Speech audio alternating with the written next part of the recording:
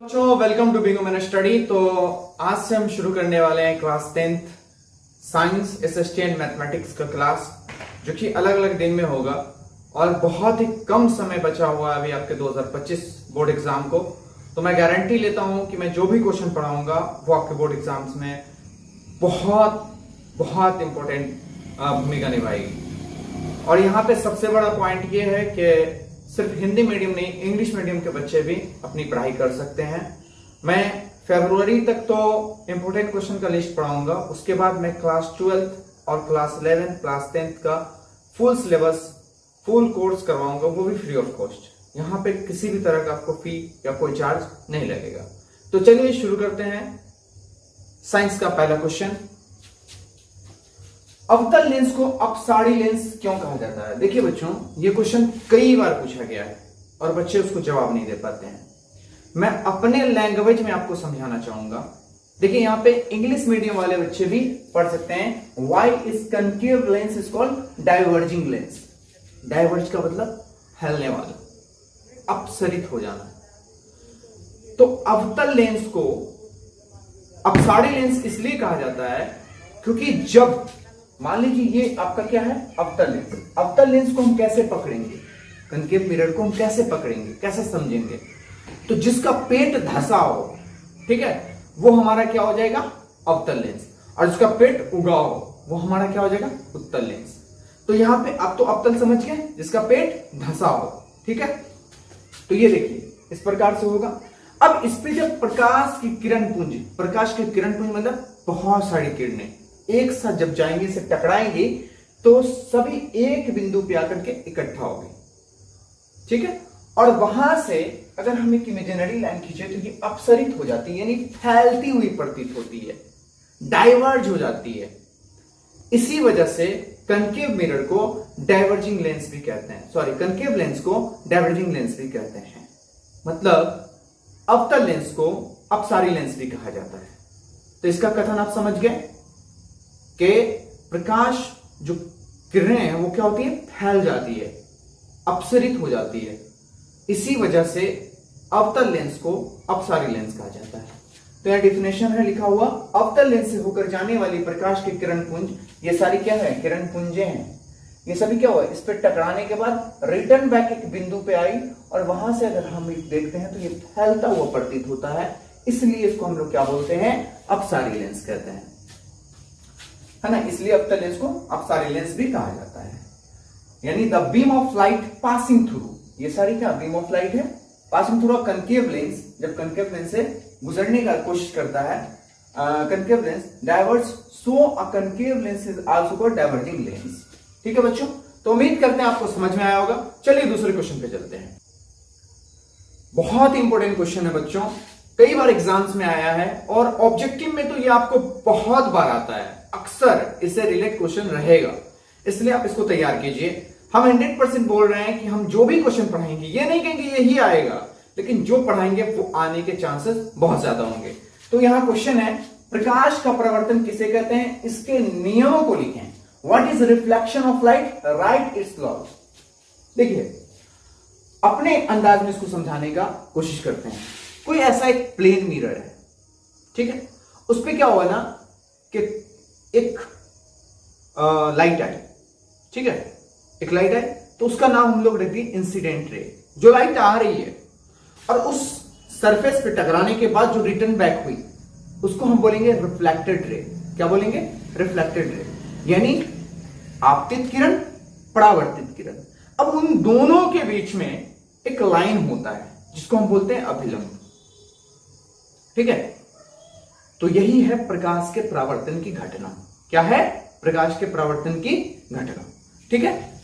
और समझ लीजिए, प्रकाश के परावर्तन को प्रकाश किरण के किसी चिकनी सतह, ये क्या है, एक कोई ऐसा चमकीला सतह है जिस पर टकराने के बाद वापस लौटने की घटना, यानी ये देखिए, ये आई है, ये इंसिडेंट रे। अगर आपको नहीं दिख रहा है तो हम दिखाते हैं फिगर को जूम करके।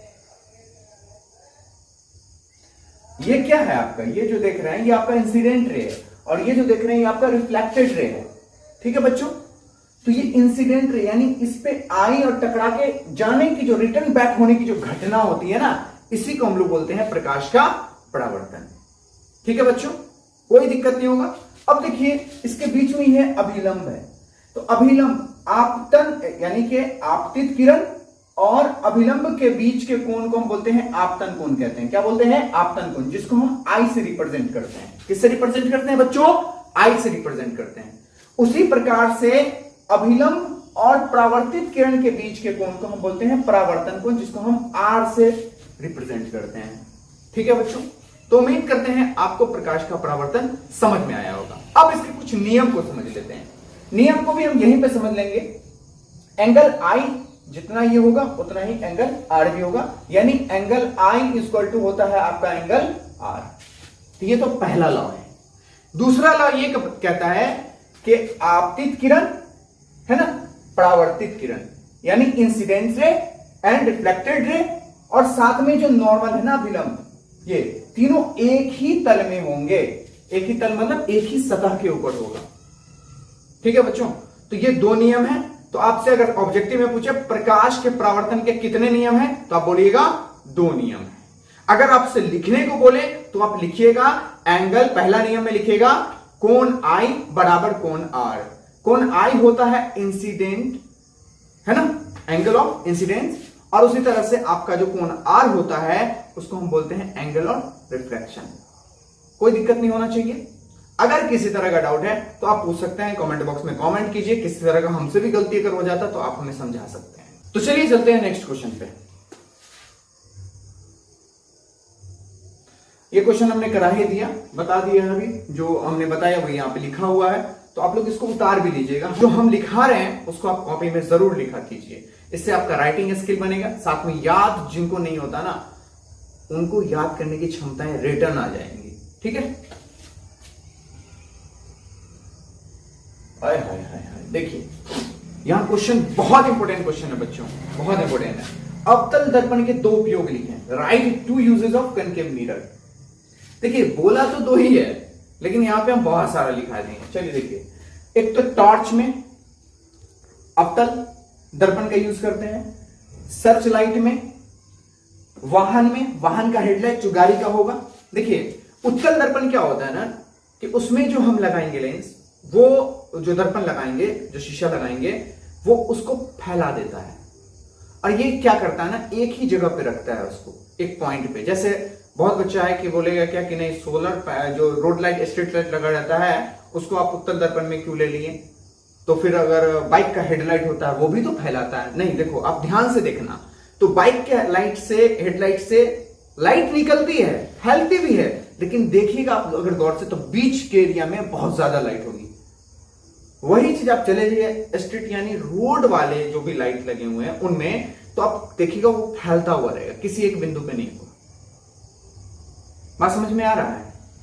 मेरे कहने का मतलब कि टॉर्च जो है, अगर टॉर्च मारते हैं तो उसमें आप देखिएगा टॉर्च की रोशनी फैल रही है, बट एक जगह पे कुछ ज्यादा होगा लाइट। ठीक है, तो वो अवतल दर्पण का है। क्लियर? यानी टॉर्च, सर्चलाइट और वाहनों की हेडलाइट परावर्तक रूप में अवतल दर्पण का उपयोग किया जाता है।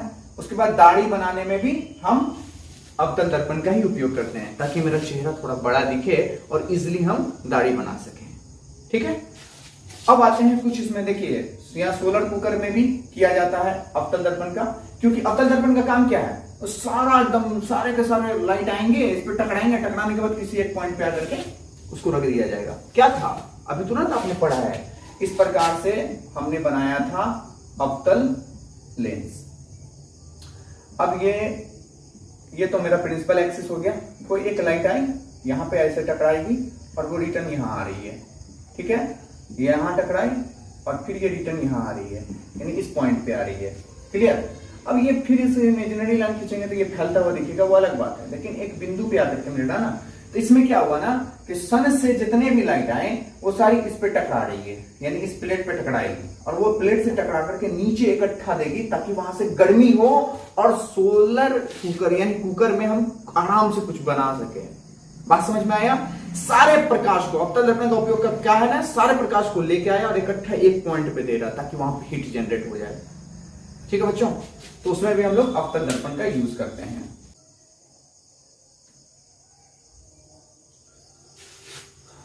अब चलते हैं उत्तल दर्पण का यूज। तो देखिए, उत्तल दर्पण पे के उत्तल दर्पण के भी अनेकों यूज हैं। देखिए, हमको यहां 2 पूछा है तो हम जवाब देंगे।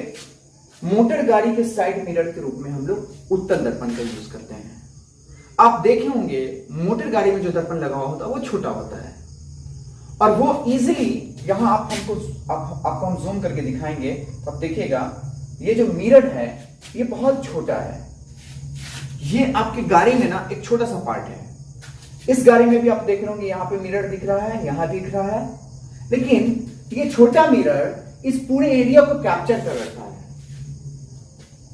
ठीक है, तो इसी वजह से वो क्या होता है ना कि सारे एरिया को कवर कर देता है। छोटा होता पर बहुत एरिया को कवर करता है, इसलिए हम इसमें उत्तल दर्पण का यूज करते हैं। गाड़ी के साइड मिरर में, गाड़ी के हेडलाइट में अवतल दर्पण का उपयोग होता है, वहीं साइड मिरर में उत्तल दर्पण का यूज होता है।